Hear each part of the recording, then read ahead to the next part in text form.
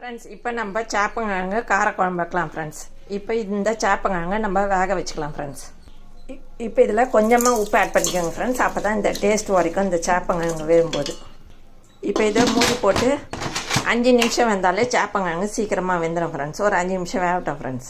இப்போ இந்த சேப்பங்கிழங்கு வெந்துச்சு ஃப்ரெண்ட்ஸ். இதை தோலை உரிச்சிடலாம் ஃப்ரெண்ட்ஸ். தோலை உரிச்சிட்டு 2ஆக கட் பண்ணிக்கலாம் ஃப்ரெண்ட்ஸ்.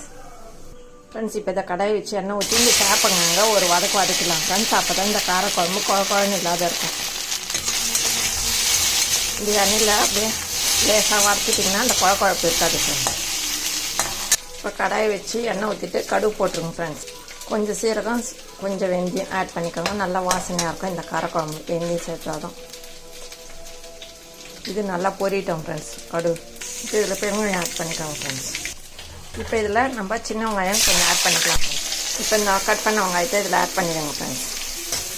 இப்போ இது கோல்டன் ப்ரௌனாக வர இருக்கும், நல்லா வரங்க ஃப்ரெண்ட்ஸ். இப்போ இதில் தக்காளி ஆட் பண்ணிக்கோங்க ஃப்ரெண்ட்ஸ்.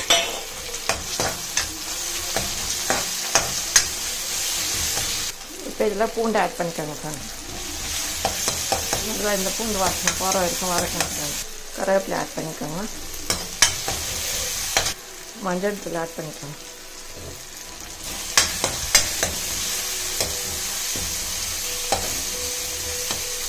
இந்த கடாயில் ஃப்ரை பண்ண சேப்பங்கிழங்கு இதில் ஆட் பண்ணிக்கோங்க ஃப்ரெண்ட்ஸ்.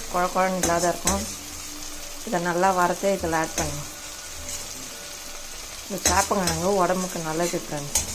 முட்டி வலிக்கெலாம் நல்லது இந்த சேப்பங்கிழங்கு.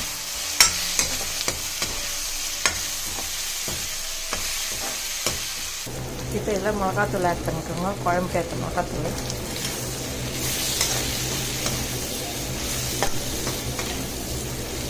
இப்போ நான் உப்பு இதில் ஆட் பண்ணிட்டேன் ஃப்ரெண்ட்ஸ். புளியை கரைச்சி இதில் ஆட் பண்ணிக்கோங்க.